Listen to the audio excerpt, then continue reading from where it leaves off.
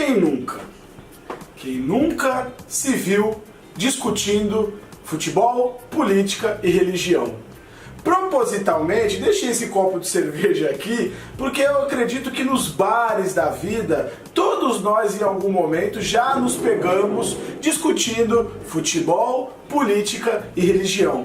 E o mais engraçado é que um assunto, vamos dizer assim, 3 assuntos, melhor dizendo, tão polêmicos, são sempre lembrados como temas que não devem ser discutidos. Então o vídeo de hoje ele vai falar um pouco sobre essa ideia de que futebol, política e religião não se discutem. Então eu vou começar aqui rapidamente, de forma descontraída, falando sobre futebol. Vocês perceberam aqui, né, a minha paixão pelo futebol? Vamos pensar um pouco assim. Se futebol não se discute, e esse esporte foi criado há mais de 100 anos, será que o futebol que é jogado hoje é igual ao futebol criado pelos ingleses no final do século XIX? Eu vou colocar aqui 2 exemplos para você pensar um pouco sobre essa ideia. Primeira delas, o VAR. Você já deve ter ouvido falar disso, né? O árbitro de vídeo. Foi utilizado na Copa do Mundo, está sendo utilizado agora no Campeonato Brasileiro. Alguns defendem, outros criticam, mas quantos lances em finais de campeonato, em jogos decisivos, ou mesmo em jogos comuns, já foram assim, vamos dizer assim, motivo de polêmica, porque discutia-se, estava impedido ou não, foi falta ou não, foi pênalti ou não. Então o que é o VAR? O VAR é fruto da discussão.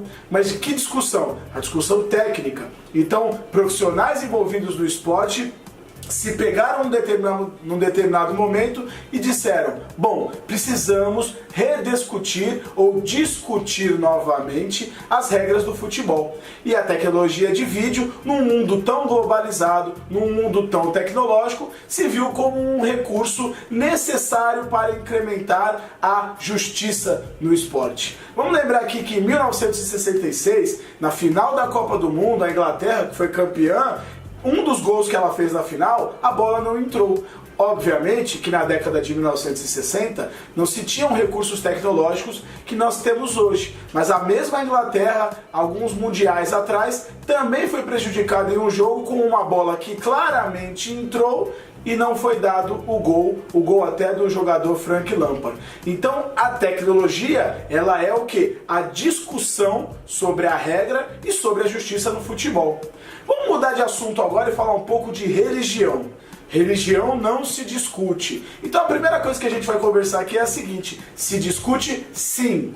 O que a gente não deve fazer, o que não é recomendado, é querer sair por aí convertendo todo mundo à sua própria religião.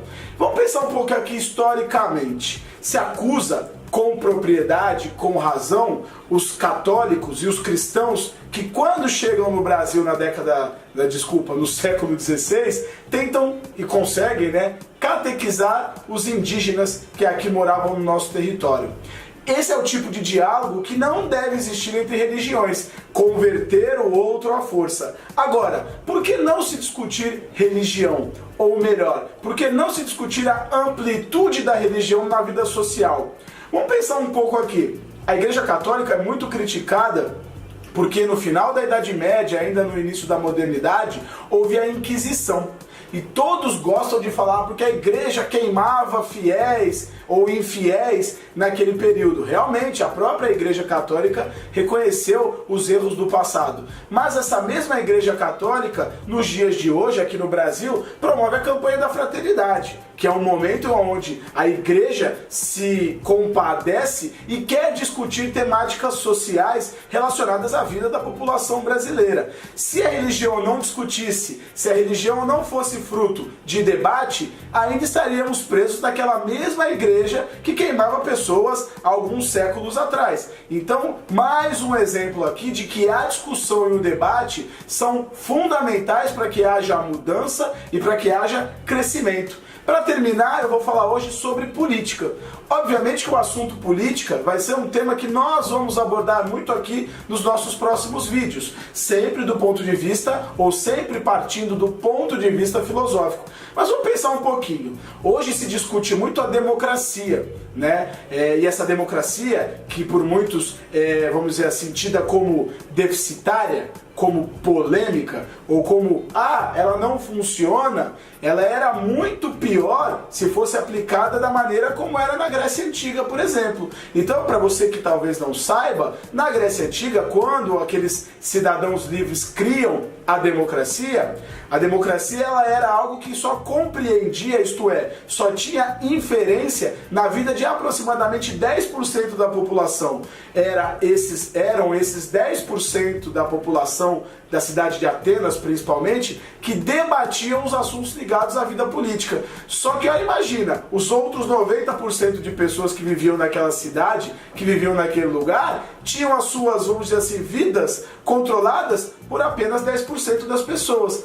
Então, todo o percurso que a democracia fez na história da vida em sociedade no mundo ocidental foi o quê? Foi uma atualização, foi um movimento, e essa palavra eu vou repetir muitas vezes aqui, movimento, que se torna necessário para quê? Para que a democracia cresça e para que ela possa atender cada vez mais a vida de todas as pessoas. Então, se algum dia na vida você se perguntou ou você disse, bom, futebol, política e religião não se discutem, eu vou dizer para você, tudo se discute. Desde que haja respeito, desde que haja possibilidade de diálogo, desde que haja lugares de fala para que todos os participantes da discussão tenham a mesma oportunidade de falar e desde que se respeite o quê? A humanidade. Então eu respeito a humanidade do outro, respeito aquilo que ele carrega com ele, as suas verdades, a sua história e coloco essas verdades dele como algo para que eu possa também refletir sobre as minhas próprias verdades.